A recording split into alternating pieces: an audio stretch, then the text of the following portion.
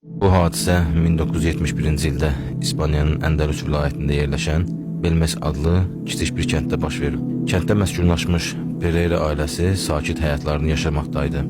Ancaq 1971-ci il avqustun 23-dən başlayaraq uzun müddət davam etmiş və səbəbi hələ də bilinməyən müəmmalı bir hadisə onları bu sakit həyatdan məhrum edir.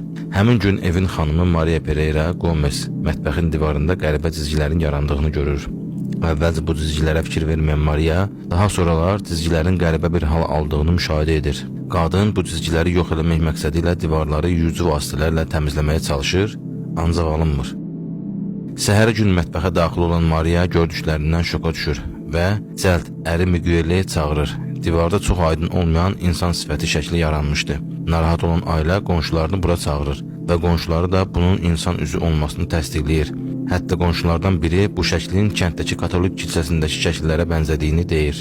Hadisə kəndə yayılır və qısa zamanda Pereira ailəsinin evinə ziyarətçilər axın edir. Bununla belə gün keçdikcə divarda yeni şəkillər yaranır. Bunlardan bezən Miguel əlinə çəkic alaraq divarı dağıdır. Lakin sifətlər dağılmış divarda yenidən yaranır.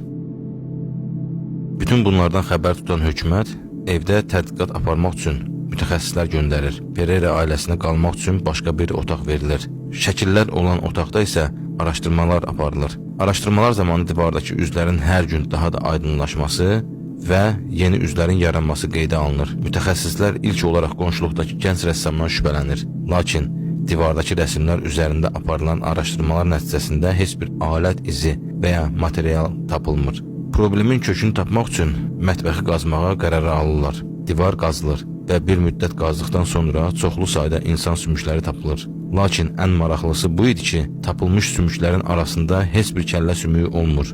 Sümüklər üzərində ekspertizanın nəticələrinə əsasən sümüklərin 14-cü əsrdən qalma kəndin katolik kilsəsində tapılmış sümüklərin çatışmayan hissələri olduğu məlum olur. Almaniyadan gələn məşhur parapsixoloq Hans Bender bu hadisəni indiyə qədər görülmüş ən böyük paranormal hadisə adlandırır. Ekspertlər divarları örtüklərlə əhatələyir və otaq möhürlənir. Otağa heç kimin girmədiyindən əmin olmaq üçün qapıya mühafizəçi qoyulur.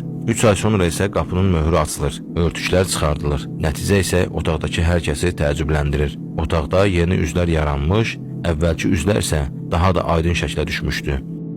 Bundan dəqiqələr sonra Maria'nın bağırtısı eşidilir. Pereira ailəsi üçün tikilmiş balaca komanın divarında da üz peyda olmuşdu. Şəkillər divarlardan diqqətlə götürülərək Valensiyadakı laboratoriyaya ekspertiza üçün göndərilir. Bu hadisə üzərindən illər keçir.